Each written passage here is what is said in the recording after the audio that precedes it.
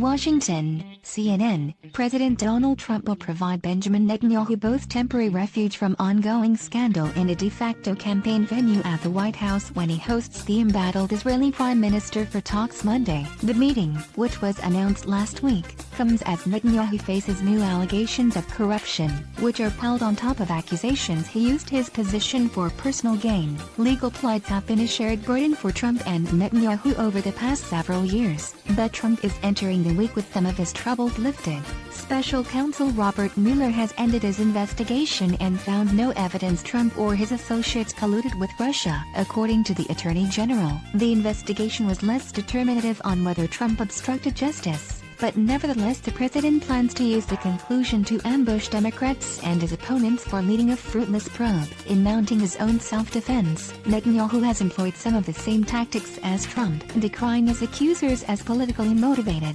lambasting fake news, and even using the term witch hunt to describe the various corruption cases. The claims of misconduct come as he's facing the toughest re-election bid of his political career. Trump discarded past U.S. practice by agreeing to meet with Netanyahu within weeks of Election Day, initially scheduled over 2 days, including dinner with Trump on Tuesday evening. Netanyahu announced on Monday he was cutting his trip short to return home after a rocket fired from Gaza struck a house in central Israel. But even the truncated visit is meant to bolster his political standing in Israel, where Trump remains popular. Already, the president has handed Netanyahu a victory, declaring his intention to formally recognize the contested Golan Heights, considered Israeli-occupied territory by the international community, as part of the State of Israel. Trump made the announcement on Twitter last week, and is expected to formalize it during Netanyahu's visit. At the same time, Netanyahu is meeting Trump at the White House. His main opponent in the April elections, retired Army Chief of Staff Benny Gantz, will be addressing the yearly conference of the American-Israeli Public Affairs Committee, held at the Washington Convention Center across town. Netanyahu is also scheduled to address the gathering on Tuesday, but his announced return to Israel will preclude him making an appearance that has been a traditional centerpiece of the conference. U.S. Democrats this year have been reckoning with whether to appear at AIPAC, which has come under criticism for advocating against the Iran nuclear deal.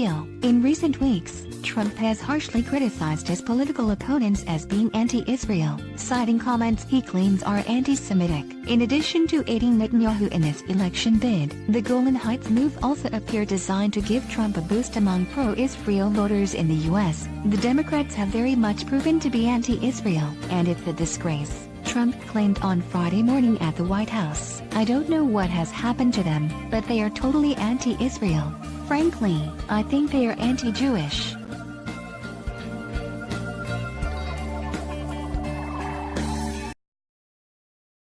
Yeah.